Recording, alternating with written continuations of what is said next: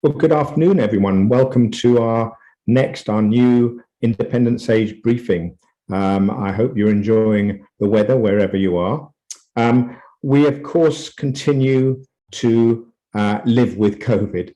COVID is circulating, as we'll hear soon from Kit Yates.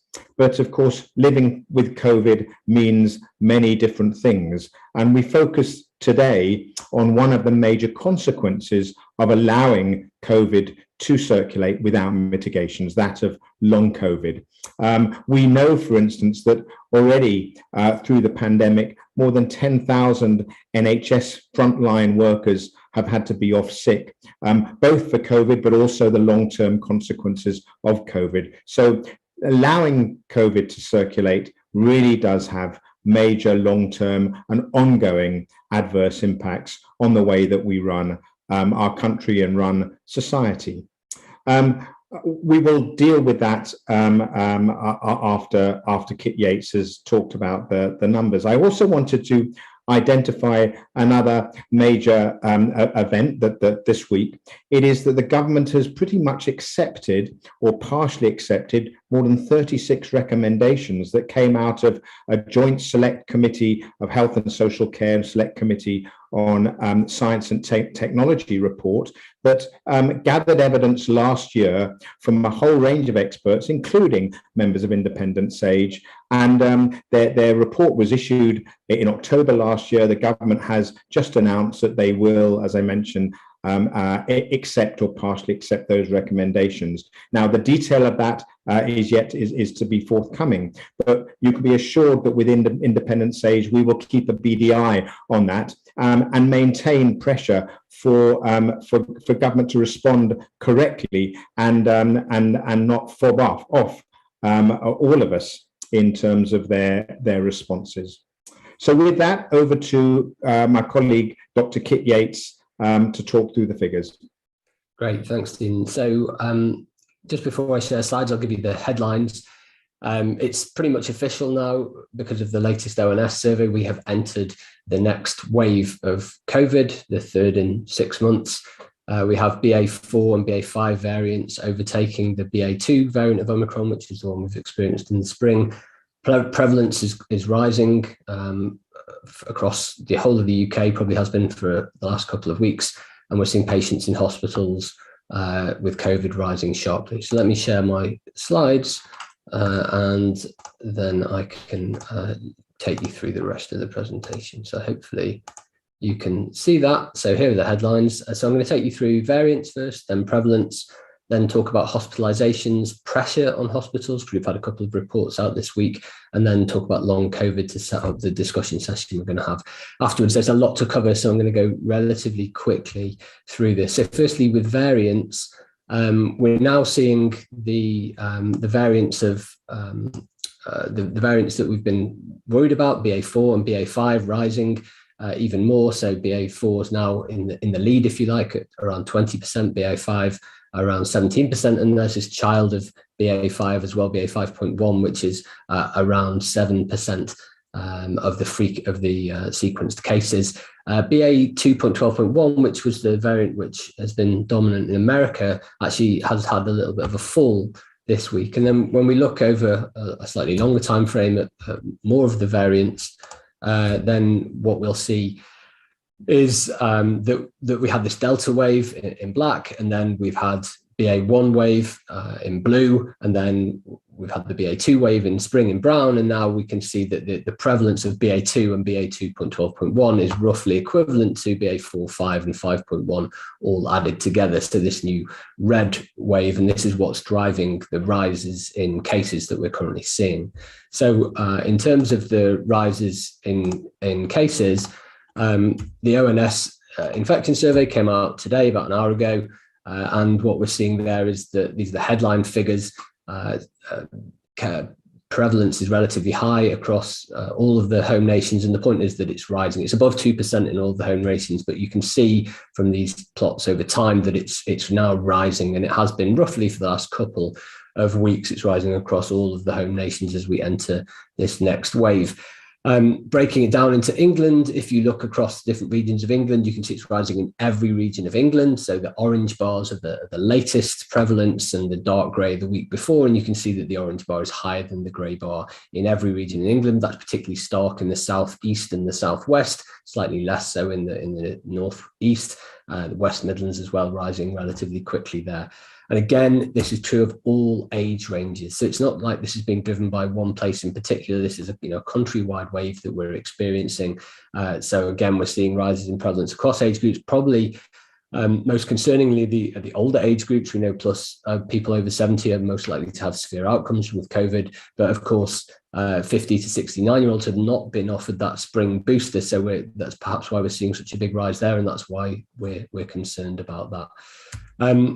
In terms of what's happening in hospitals, hospitalizations, hospital admissions have been rising again for the last couple of weeks. It's gone up about 30% week on week this week, which is quite a steep rise. It's not clear where this wave will end and how severe it will be or how big it will be. Portugal and South Africa have had BA4 and BA5 waves, which have not been as big as previous waves. So we might be hopeful for that, but we can't be banking on that, I don't think, unfortunately. Again, breaking it down by age group, so the over 65s in red, we're seeing upticks there, as well as the under 65s as well. Can't really compare these two curves directly to each other because obviously there's far more under 65s than there are over 65s, so don't look at the actual numbers, but again, look at the trend at the end of these two. You can see they're both upticking now. So we're seeing hospitalizations rising across different age groups. This is just a caveat on these data. So blue is people being treated primarily for COVID, and grey is people being treated with COVID. So that's people who maybe acquired it in hospital, or people who have some unrelated condition, but also have COVID before they came in, or potentially people for whom COVID is not the primary diagnosis. Maybe they've had a stroke, but that stroke might have been induced by COVID. Okay, so it's worth bearing in mind that there are actually more people being treated nominally with COVID than for COVID, although these with COVID figures may have COVID underlying in these instances. And finally, looking at mechanical ventilation beds, again, it's good news that they're low, but again, you can just start to see that they are starting to uptick again, which is indicating that we're starting to have some more severe outcomes as cases and hospitalizations rise. This week, there was a report on hospital key performance indicators that came out. So I wanted to share some of that data with you because we don't talk about it enough. It doesn't make the headline news, but actually the NHS is in serious bother in multiple different areas, and it's largely caused by a blocked pipeline, which is affecting all areas of the NHS. Acutely, ambulance response times are really quite alarming. They have come down recently as perhaps as we've seen COVID cases fall as well, but actually back in March and still now ambulance response times are quite slow. So it's broken down with these different categories of urgency. C1 in red is the most urgent, C2, C3 and C4 progressively less urgent. So these ones, the less urgent ones, are above their targets, but I want to focus on this yellow one, which is C2, which is maybe people who are having strokes or people having heart attacks. The expected average response time is about 18 minutes, and actually what we're seeing at the moment is around 40 minutes, so twice as long as it should be at the moment, despite the fact that we've seen this fall over the last reporting period. If I focus in on the most urgent care, again, we're seeing that the target is about 7 minutes for people who need this C1, this category 1 type care, but actually we're hitting above 8, maybe around 9 minutes for that. So it's too slow. And the red is for just getting a paramedic there, so maybe someone on a motorbike. The brown is for having a vehicle which can then transport them on to hospital. And again, you can see there's a further delay in getting those transportation there needed to take people to the hospital. So these are worrying times. In part, this is caused by blockages in A&E, ambulances having to queue outside. So these are the figures for people waiting more than 4 hours from arrival to admission in A&E, and you can see over a quarter of people going to A&E are waiting over 4 hours, which is the target time, which is obviously quite concerning. And then again, if you look at a more extreme measure, people who are waiting 12 hours from when they've been decided to be admitted to actually admission to hospital, this is around 4% of people waiting longer than 12 hours, which again is an alarming figure. And again, part of these problems in A&E are caused by the fact that we've got little space to actually admit people into hospitals, which in part is caused by COVID itself, but is in part also caused by the fact that we're struggling to discharge people into social care. And so people are staying in hospital longer than they need to be. Just going back to A&E, the wait for some people is too long. Some people are leaving A&E, 6.2% of people are leaving A&E before their treatment is completed, and that's been rising recently, which is obviously a huge concern. Just looking at the number of people waiting for treatment in England, I think this figure is absolutely astonishing. Around 6.5 million people in the UK are waiting to start treatment. That was back in April 2022. That's 1 in 9 people across the whole of the UK. It's absolutely staggering. If it's not you, you almost certainly know someone who this is impacting.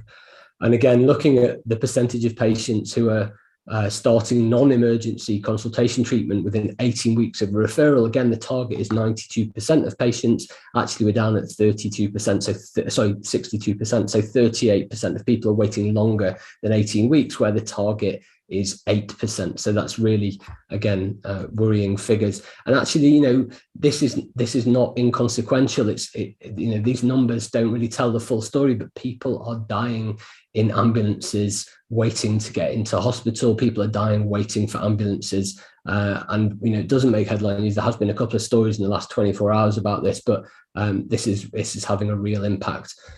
The Healthcare Safety Investigation branch were so worried about this that they released an interim report. They weren't due to report till later in the year, but they have released a report on harm caused by delays in transferring patients to the right place, so the blockages in this pipeline.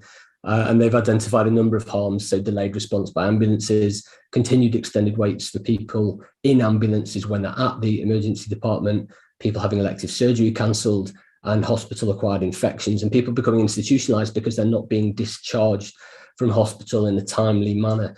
And they've made a series of recommendations to the Department of Health and Social Care about what they should do. They should lead an immediate strategic national response to address patient safety, and they should try and identify risks to patient safety spanning the whole system arising from challenges and constraints in demand, capacity and flow of patients in and out of hospitals. But there isn't a short-term fix. We need to really reverse the chronic underfunding of the NHS that we've seen. And lastly, I've got a couple more minutes. I'm going to talk about long COVID to set up this discussion we're about to have. So in the most recent survey, which was back reporting from the 1st of May, we see around 2 million people in the UK with self-reported long COVID. Again, we can break that down by how impacted people are.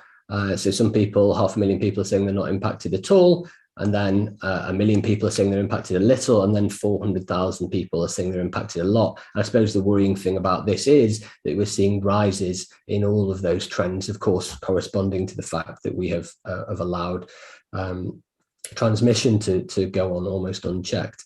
Again, looking at the length of time people spent living with long COVID, I guess I'll just highlight that around 400,000 people have been living with it for more than 2 years. And of course, these figures will increase. You see that we've got this less than 12 weeks figure here corresponding to the high prevalence we've seen in the latest Omicron wave. But these numbers will trickle through over time. Some people will fall off, but some people will continue to have symptoms for over 2 years.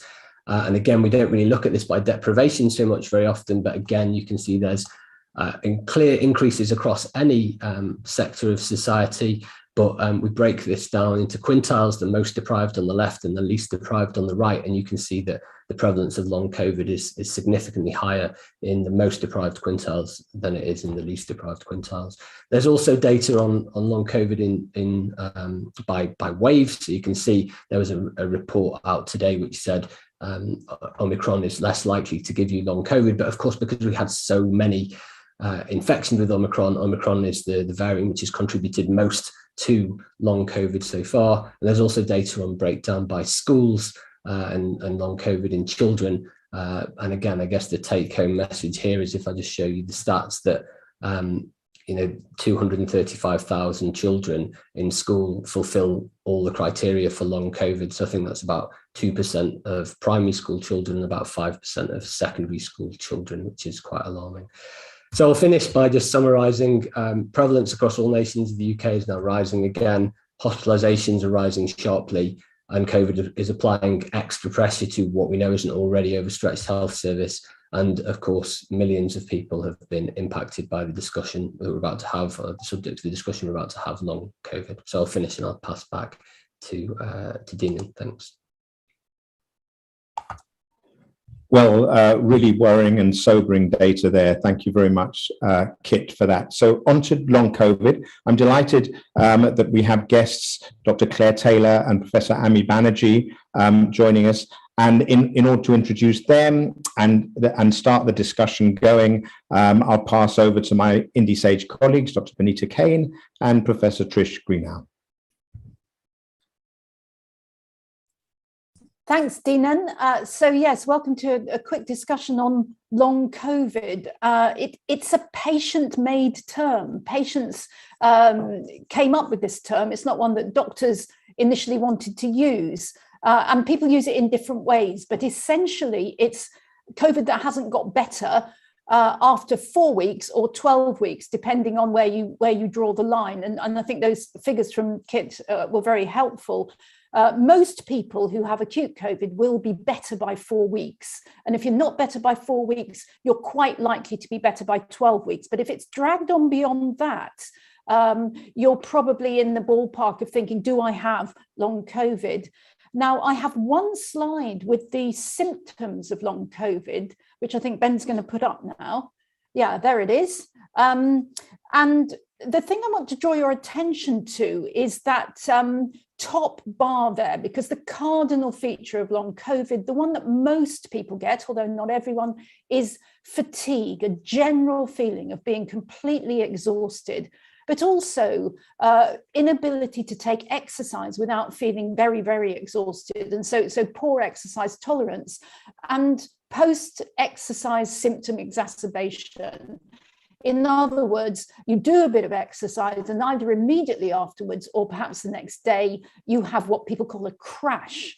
And that is really very typical of long COVID. And you can see lower down in the diagram that different people have different additional symptoms. For example, there are chest symptoms, particularly altered breathing. Some people have symptoms in their guts. Some people have an allergic type symptomatology with rashes. And we're going to talk to Claire Taylor about what she sees in her clinic in just a minute. But just one more thing about long COVID, which I've spoken to a lot of people with long COVID, and one of the things they say is that it fluctuates. You have relapses and remissions.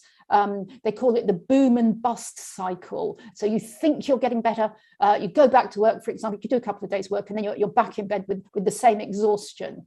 One more thing to say actually is the brain fog, the feeling of not being able to remember things, not being able to do what we call higher mental functions. It might be doing the crossword, it might be filling out your tax return, that kind of thing. And of course, the palpitations, the heart symptoms. So lots and lots of different symptoms overlaid on that baseline of extreme fatigue. So can I bring you in now, Claire? Hi. Hello, Claire. So you're a GP, you run a long COVID clinic in your general practice, is that right? And you've got a special interest in this. Yeah.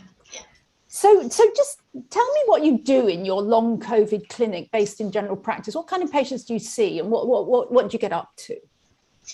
So sort of towards the end of 2020, I started working with specifically long COVID patients out with GP practice, and then became the lead in GP practice. And it became fairly obvious quite early on that many of the patients with long COVID have got a condition called postural orthostatic tachycardia syndrome, which can be shortened to POTS. And essentially when they stand up, their heart rate shoots up. And obviously we have to stand for lots of things in life. You know, most of our days spent getting up and down. And you have between 10 and 40% of long COVID patients have this condition as part of long COVID. And it became quite obvious that many of my patients had palpitations, they were exhausted, things were worse when they were standing up and doing things. And I started to test them all for POTS using a 10-minute stand test, which stood in for what you would call a tilt test pre-pandemic, when investigations weren't able to be done because of COVID. And what you tend to find is that their pulse rate might be normal at rest, say 70, and they stand up and it's 160.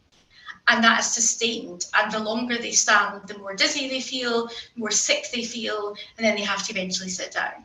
So I was seeing lots of that and treating that.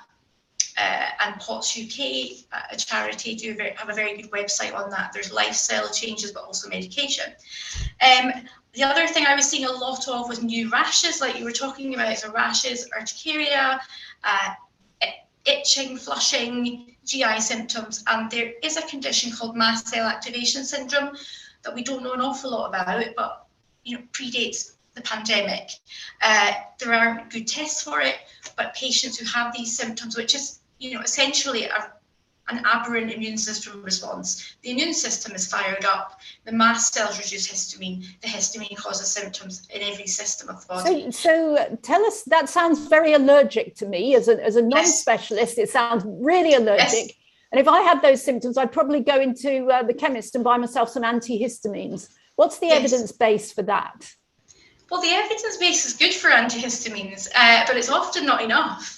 So, you can take your antihistamine, your cetirizine or your loratadine, but actually that might not be enough, and you might get a bit of an improvement in your allergic type symptoms. But actually then there's less evidence for the other things, but adding in things like a H2 blocker and then a mast cell, which is another kind of antihistamine that you can only get from your doctor. You can only get that from your doctor, and that would usually be second line. And then past that, your things like Montelukast, which are mast cell stabilizers. Now, the dermatologists have been doing this for years with chronic urticaria. So this is how a dermatologist would treat an allergic rash. I've got you. Yes. This is all sounding very specialist, but a lot of people watching today are going to say, well, look, I've been to my GP and my GP says, well, I can't really help you because I'm not an expert in long COVID. Yeah. What would you expect the average GP to be able to do for their patients when they don't know all this small print stuff? There must be a few things that every GP should be expected to do. Absolutely. So what I do is the usual blood screen we can do in the NHS, which every GP can do, which would be your usual full blood count, your kidneys, liver, checking for autoimmune diseases, checking cortisol, and checking your hematinics. And I think that's a standard. That's really to make sure that you're not missing anything other than long COVID.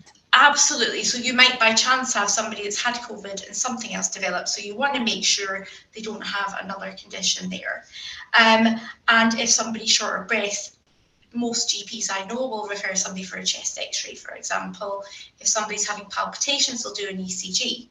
The 10-minute stand test for POTS is probably the most important test, actually, out of all of that, because nearly half of your patients are going to have a condition where when they stand up, their pulse doubles almost. And this is something that a GP can do, but you wouldn't expect people to do that on their own as a sort of DIY thing.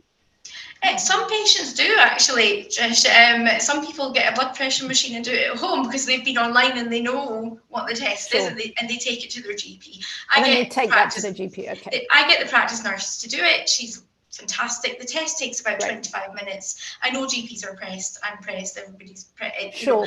If you can get a nurse to do this. What you're saying is that this is a very common feature of long COVID, and it's something that you really need to diagnose and then manage. Certainly yesterday we were talking about the problems with POTS is that when you send the patient to a cardiologist, they often say, well, I'll check to make sure the patient hasn't had a heart attack and hasn't had one of those really extreme cardiac complications. And it's only POTS, so the cardiologist gets less interested. So who should be managing POTS?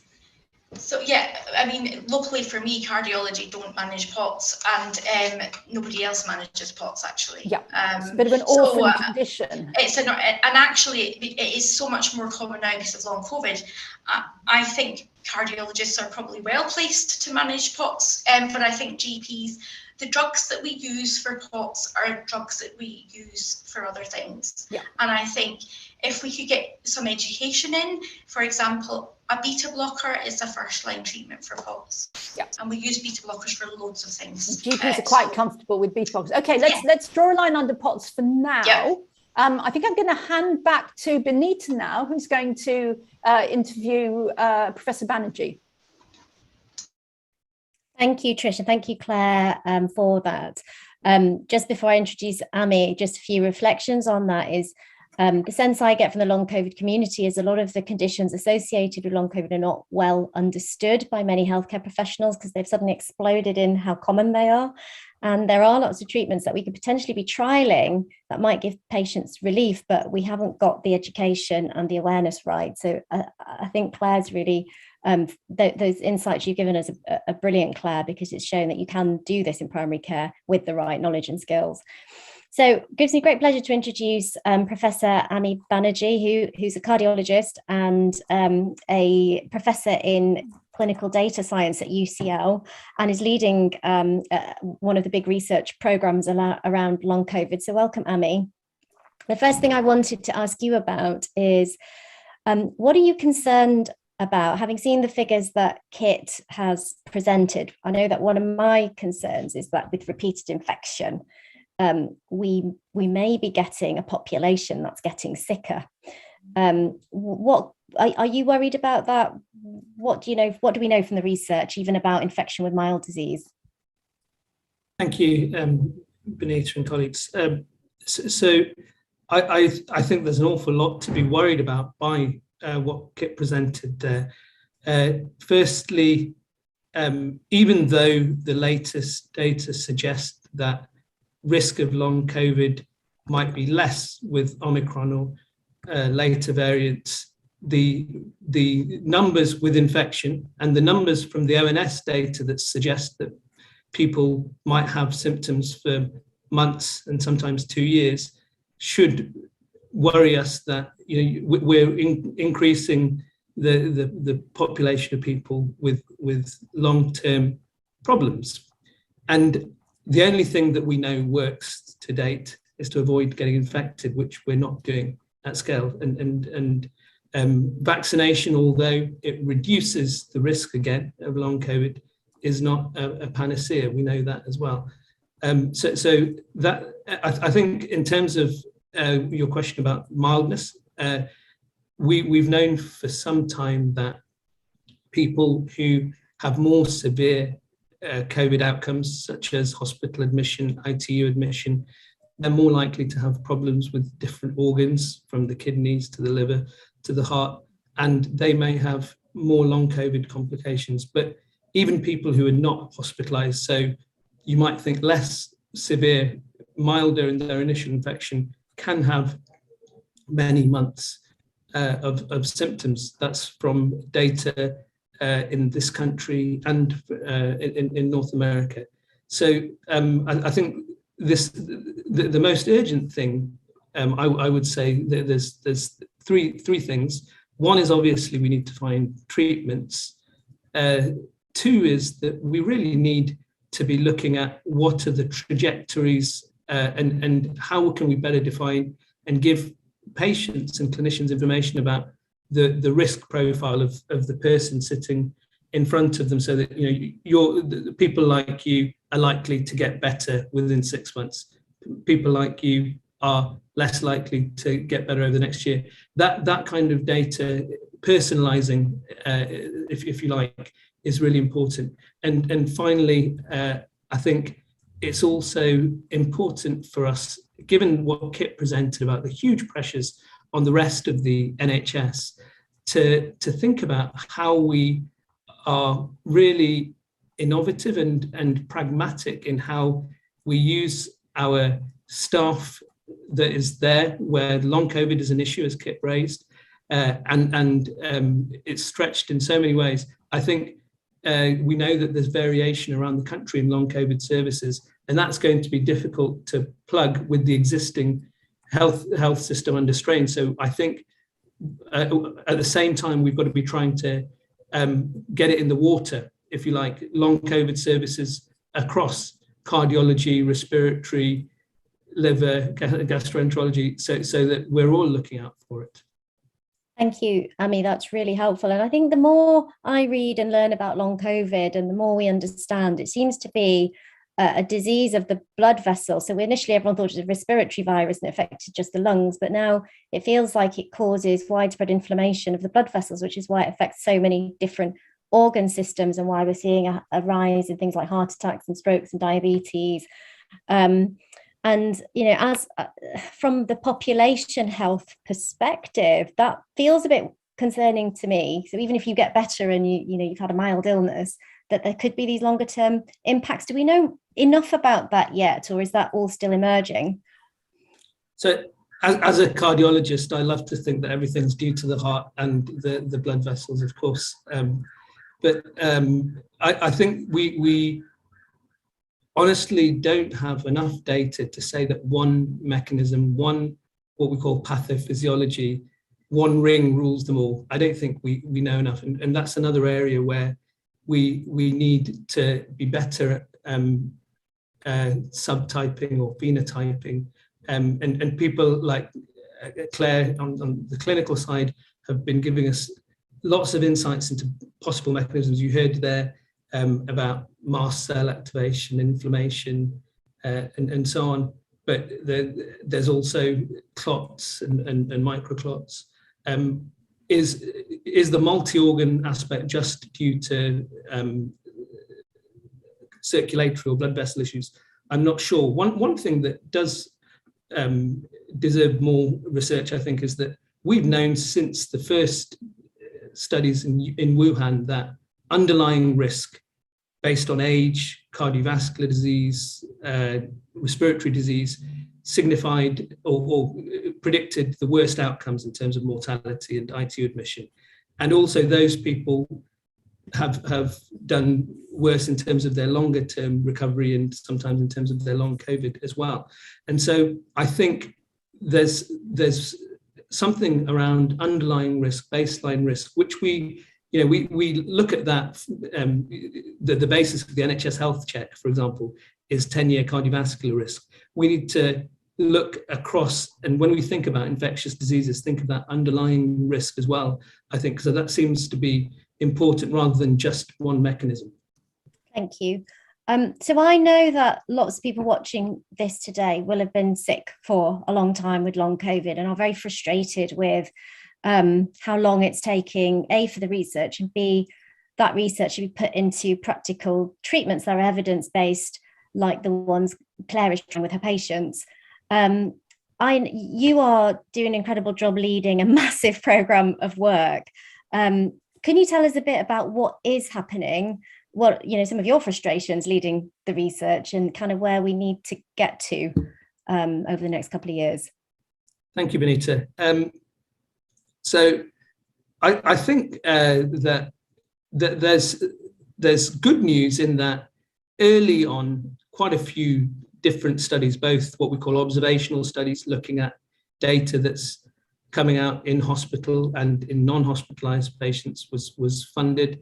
And actually NIHR also funded more service-oriented, more clinical studies, which is the tranche where our study and several others, like the locomotion study that Trish Greenhalgh is involved in, when we'll be speaking about later. But I think one of the issues has been that although in the early stages we could really speed through acute COVID research, partly because of the need to deal with some of the backlogs that you've heard about from Kit, partly to deal with the delays in research in non-COVID, and partly because I think inherently we've always been less worried, less prepared about chronic versus acute disease. We don't get as excited in our headlines about chronic complications as opposed to acute.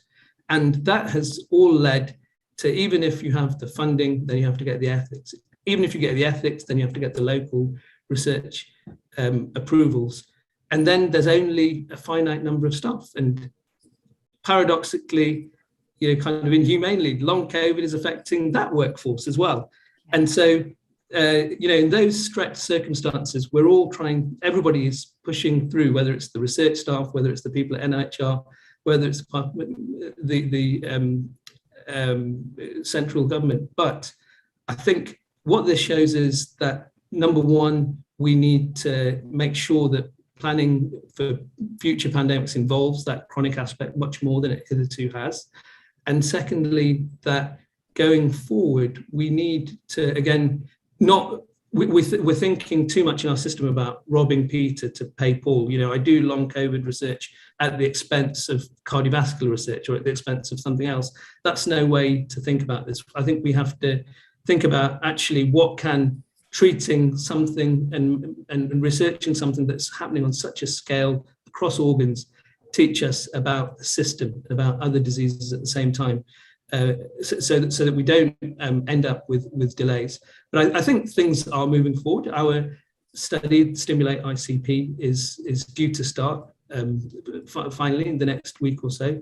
And we will, in one aspect of that, be looking at a drug platform study where we are looking initially at 3 drugs: rivaroxaban, which is an anti-clotting drug, the combination of antihistamines, loratadine and famotidine, which you just heard about, and also looking at colchicine, which is anti-inflammatory, but there's hope to add in more drugs there. We're looking at all comers with long COVID, and as more data emerges, if we can look at particular subsets with particular symptoms, we will be doing that as well. But I think also we have to accept that this is a new disease. We're trying in our study and in locomotion and other studies that we're trying to look at system level or across the pathway. That's very different to finding, a one drug cure for, where the mechanism in a disease that we've been studying for decades.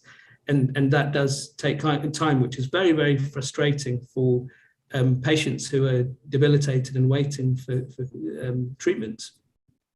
Thank you, Ami. So I think just to kind of pull the key points out of that, we haven't prioritized chronic disease research, and I think you can say that across a number of different areas, not just long COVID.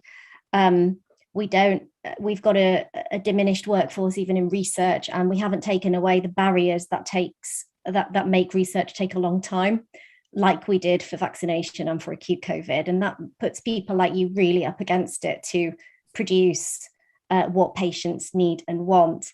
And it really feels like there needs to be enablers in the system to help you do what you do. And I think the final thing to say is we mustn't forget that post-viral illnesses overall are not new. We have had many post-viral illnesses and MECFS that we can draw on that research, and it's how we join up that research effort across all the different conditions. So I'm going to hand back to Trish now, just to sum up, maybe say a couple of words about locomotion, and then I'm just conscious of time, so we really want plenty of time for discussion with our public guests. Yeah, sure. So the locomotion study, which is led by Manoj Sivan and his team at Leeds, and also Brendan Delaney and his team at Imperial, is looking at how to improve a number of things, how to improve what goes on in long COVID clinics, because if you talk to people who've been to one clinic, they've had one thing, and another clinic, they've had another thing. So there's what we call a quality improvement collaborative to make sure that every long COVID clinic in the country is going to be delivering what we currently believe is best practice. And as others have said, there is a bit of a gap in the research literature. So in many cases, we don't know what is best practice, but as far as we can. So that's one dimension of locomotion. The second is to try and improve how patients are managing their own long COVID. Most people watching this don't need me to tell you, it's quite hard to get to see a doctor with your long COVID.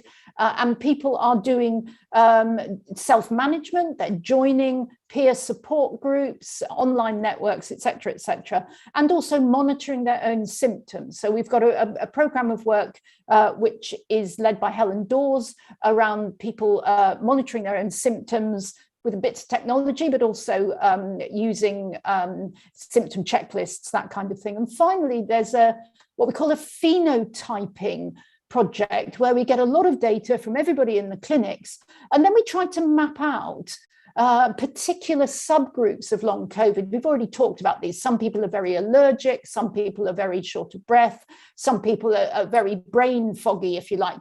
And if we get data from hundreds and hundreds of patients, we'll be able to start mapping out those different phenotypes and start to be able to tease out and to say, well, look, this group of patients are going to do better with this treatment and that group with that treatment. But if I can just wrap up before we take the questions, I think you'd probably agree that on the basis of what we told you, we don't yet know who is going to get long COVID.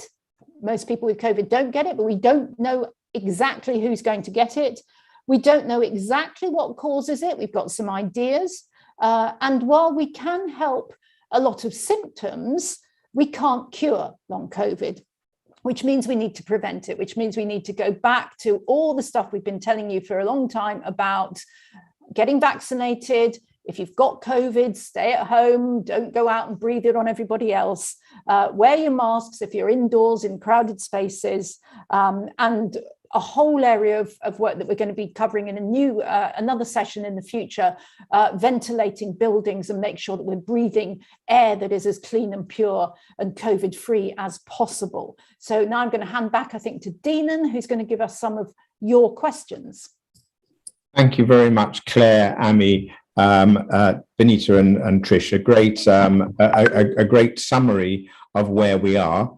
Still many questions to be answered, of course. So we move to an important part of our briefings, which is questions from the public. Just a note to Ami and Claire, please feel free to answer questions if you feel that's appropriate. And the way we do it is just put your hand up and I'll try and identify you. Everyone else knows the way it works. So let's start off with Janie Bailey. Are you on? Are you here? And if you are here, then fantastic. Hi, Janie. Please go ahead. Thank you. So some of these have been partly touched on already. So I had 3 related questions.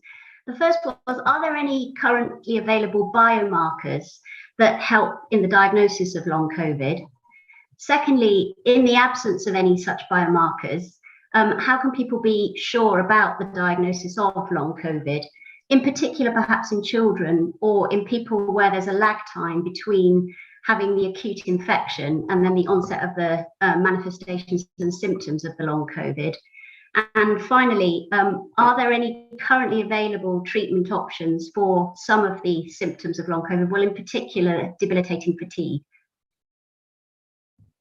Thank you very much, Janie. Well, a constellation of critical questions there.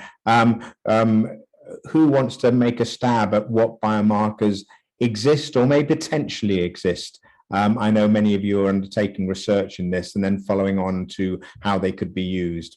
Treatment. Yeah, Ami. Thank you, Janie, for your question. Thanks, Deenan. So one of the problems is that when we say we haven't got a kind of unifying mechanism, then there's also no biomarker that definitely defines long COVID. Actually, the WHO definition is based on chronology in particular. It's based on the 12 weeks that you heard of, and it can be relapsing, remitting, and so on. And it's not even on specific symptoms because they can be so broad. It's not even on specific clusters of symptoms. So that's actually the challenge. But I don't think that stops us making the diagnosis. Actually, many of the biomarkers that we thought, whether it's as clinicians or researchers, that would be really helpful, for example, in the cardiac space, we've spent a lot of time looking at markers of cardiac inflammation and cardiac damage, such as troponin, or I'm a heart failure doctor. We looked at what's called BNP, and these have not been helpful. There are various people talking in social media, and there's early research suggesting that there may be in some patients, abnormalities that can be measured. The biomarker itself doesn't tell you about long COVID, but suggests what might be a useful target to try and treat or try to look at treatments and trials. So to your next question about are there treatments, there's none that, to my knowledge, have been proven in clinical trials yet. There are some suggestive data about some clotting agents. There's lots of data from patients about antihistamines, as Claire alluded to. In certain patients, rate control drugs that slow your heart rate can help with POTS, some of the treatments of POTS, but those again are not specifically trialed. So I think we do need to get those trials up and running quicker. We should not lower the bar for science in patients rather than recommending lots of drugs would be my steer. Thank you very much, Ami. Claire, do you want to say a few words, and then I want to bring Trish in as well? Yeah, so yeah, there isn't yet a biomarker, and mostly what we find when we do blood tests on patients is that they're normal, which is really frustrating for patients. They come to the doctor, they feel absolutely horrendous. Some of the illest people I've ever seen have got long COVID, and their blood tests are normal. So what we currently use are not biomarkers. I think there are potential ones in the research at the moment. From the point of view of timing, we've talked about ruling out other causes. It is a clinical diagnosis like lots of other diseases. If you've had COVID, then you start becoming unwell, you rule out other things, and then you're often left with long COVID. Hopefully in the future there will be probably not one test, but lots of different things that you can look at to confirm that. From a fatigue point of view, what I would recommend is getting tested for POTS, having a look at whether somebody might have MCAS. These are things that you can treat quite quickly and quite easily. And my experience is if you can get in there quite early, people tend to do better, and that is just anecdotal. But I think if you can get in there quickly in the first few months, I think you've got a better chance of people improving when their heart rate isn't flying along at 160 beats a minute. They feel a bit better. Great, thank you, Claire. And I'll just, Binita, anything to add from your perspective? I think it's just Janie's point about children. It becomes extremely challenging in children, partly because there's all this conflating stuff about lockdown and mental health, but also many of them never tested positive in the first place, and they can't express themselves, particularly if they're very young, as to how they're feeling and to gauge that compared. So I think it's really challenging, and just the advice I always say is just believe your child if they are not, and parents, you know your own child. If they are not well, you know that as a parent, and I think being believed is a real challenge for some families, and so that's just something that we need to work on as a community to raise awareness and support the diagnosis in children. We're hoping for an international consensus in 2023 for what long COVID is in children. That would be a good start.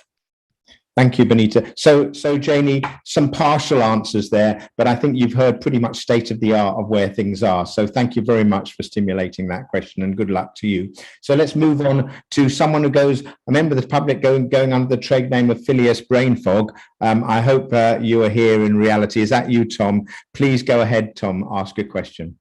Thank you. Hi, everyone. So my question has pretty much been answered already. It was just to kind of set out how frustrating it is for sufferers of long COVID to see all of this amazing research, pioneering discoveries from other countries, and for none of it to be replicated here. And we've already touched upon the microclots, which is one obvious and tangible biomarker. The fact that this hasn't been replicated in this country, despite university hospitals having fluorescence microscopes, despite it being a relatively simple procedure to do. I've had it done myself and been diagnosed with microclots and hyperactive platelets, and the treatment being medication that is accessible. The fact that this hasn't happened in a year of this initial research coming out is pretty scandalous, very frustrating. I mean, there's numerous other leads as well that just nobody in this country is following up on. You know, the obvious one being viral persistence. There's hundreds and hundreds of papers pointing to viral persistence in cells and in tissue and in fecal matter. for 12 months and nothing is being done. Like the money that is being set aside for long COVID research is going into phenotypes and into categorization and into all these other things that do need to be discussed and do need to be looked on. But there are hundreds of thousands of people suffering greatly with this illness. And the lack of urgency is pretty scandalous. Okay. I guess then, because that's not a question. I do have a question, I suppose. But what I think would be good for patients when they go and visit a GP, GPs' hands are tied, I know at the moment, is for GPs to be aware of all of this stuff. So when patients come and say, I've read about BC007 and optical coherence tomography angiography scans, and for them to say, yes, me too, actually, it's really interesting. I'm abreast of all of this. And so they don't feel like there's no hope whatsoever, because sometimes hope can go a little way, not a long way with this condition, but a little way. Thank you very much, Tom. And you raise really important questions about new diseases, about the speed with which evidence can accrue, and of course in all those situations of new diseases, whatever they are, there's of course speculation, and there are bits of evidence coming, like you say, from around the world, different research groups which point in that direction. So and it is but on the other hand, I know within the NHS there's a strong sort of mantra of evidence base to create the evidence, which of course takes time, which is incredibly frustrating, as you've identified. So who wants to? We've talked about some of the specifics. Who wants to talk a little bit about the broader issue about how in primary care and secondary care, how pieces of evidence are used to guide almost like individual therapies versus the large clinical trials that provide that bigger evidence base? Who wants to take a stab at that? Yes, Trish and Nami.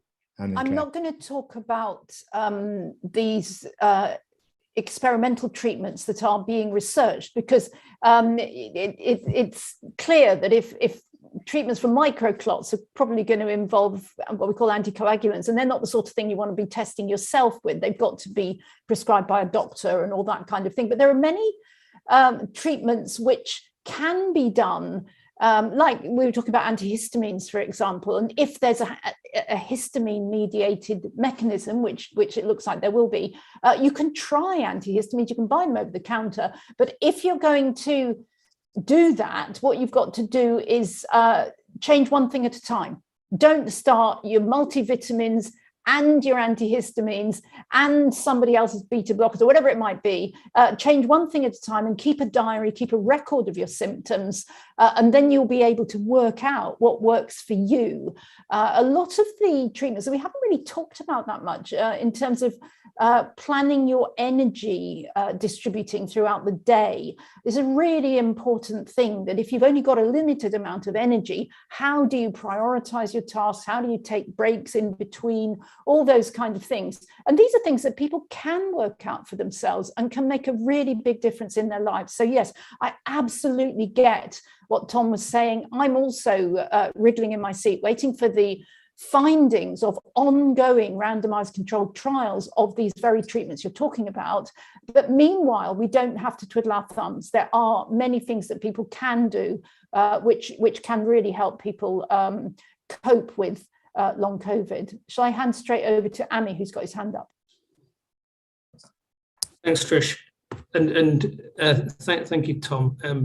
I genuinely do feel your frustration and your pain. I wish we could move quicker, and I've outlined before some of the reasons that there are delays in the system. But I think that what we should do is go for evidence quicker and more evidence rather than no evidence and trying lots of stuff in an unregulated way, because that's what was there before.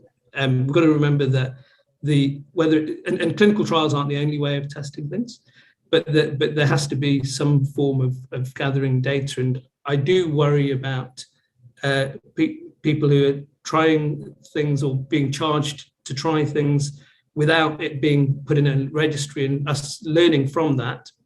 And the other point I would make is that I think it's really important to accept how little we know even 2 years on. And there are research studies, not just in the UK, as you know better than I do, in all over the world. Some small studies, some big studies, some mechanistic studies, some more trials.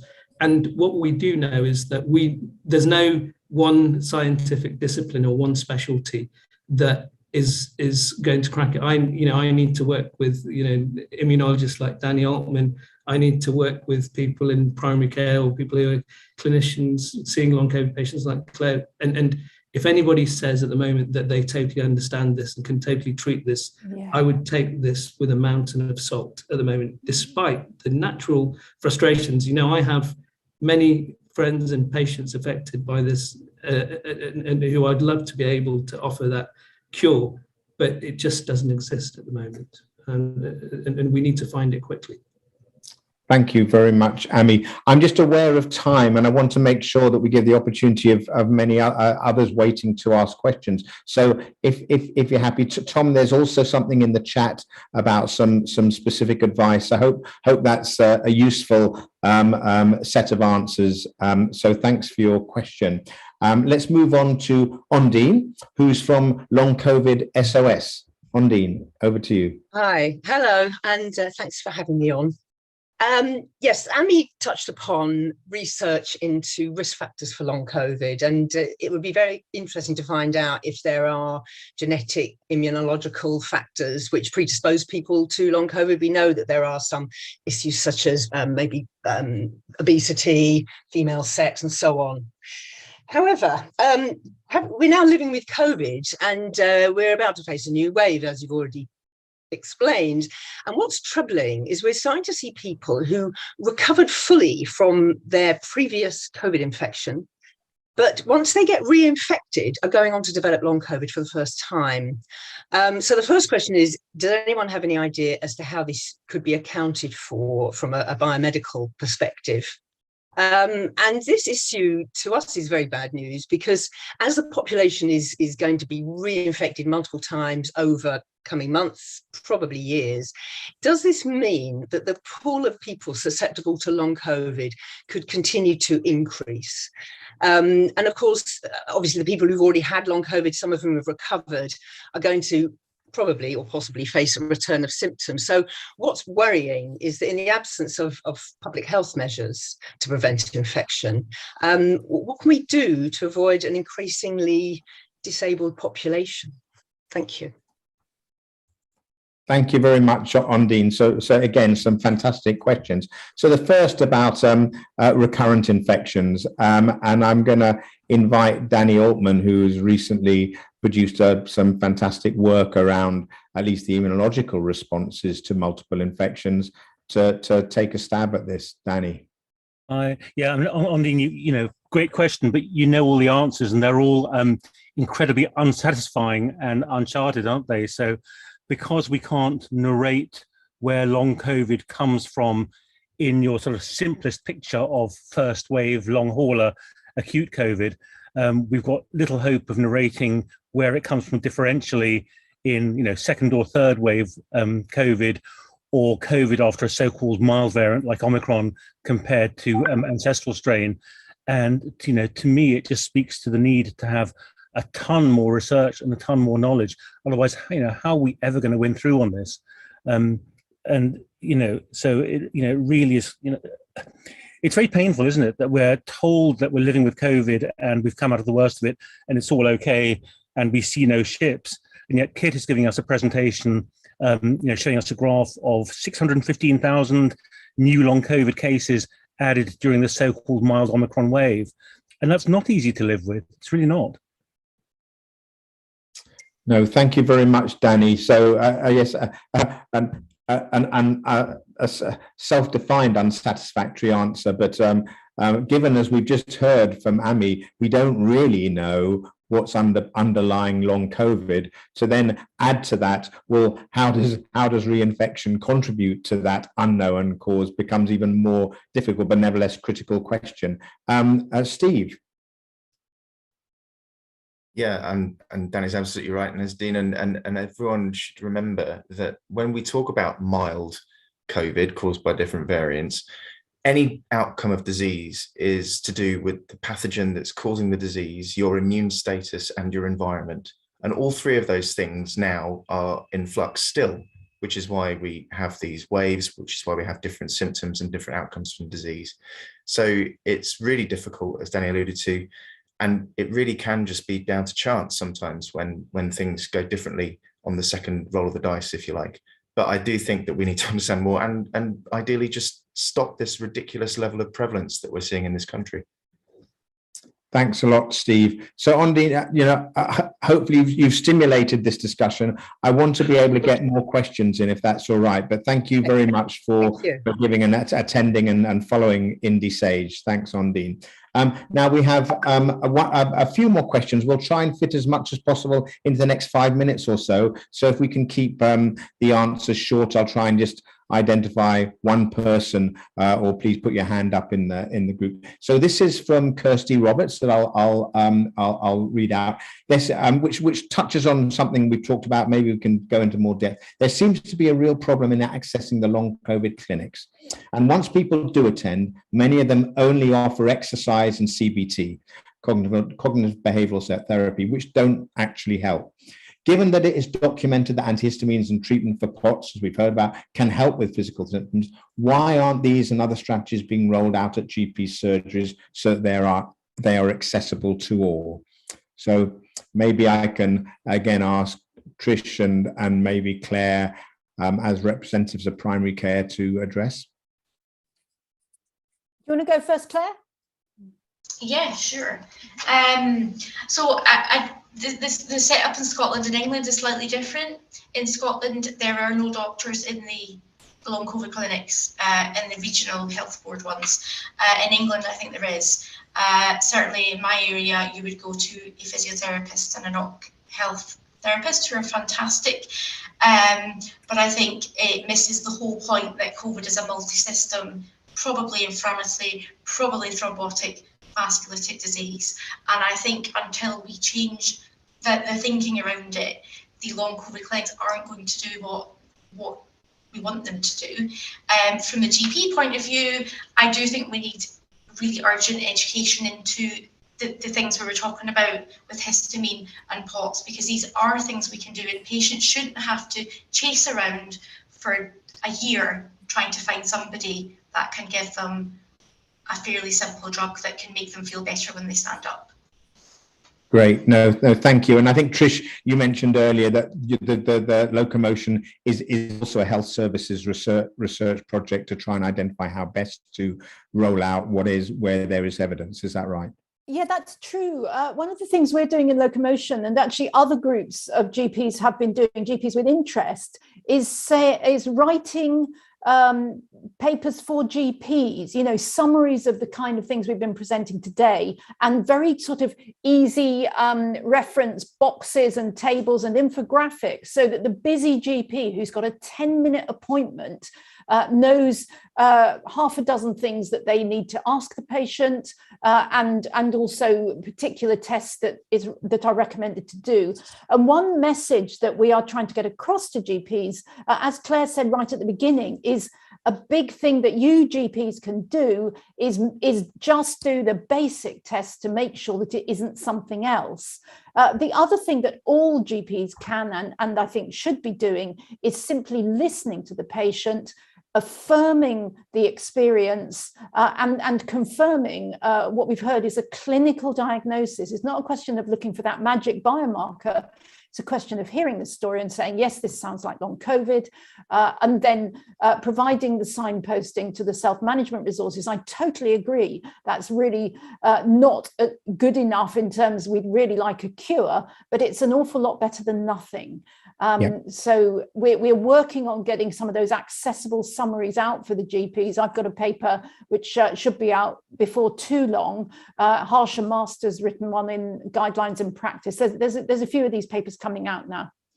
Great, thank you very much for that answer. And I'll just take one more question that I'll read out, which is a very specific question that the practitioners amongst you who see clients and patients will be able to help with. So it's, how can I claim PIP, personal independence, payments without clear evidence to show what disease I have. Can anyone who's having to deal with patients who are wanting to get some evidence of this to claim benefits, can you help with this?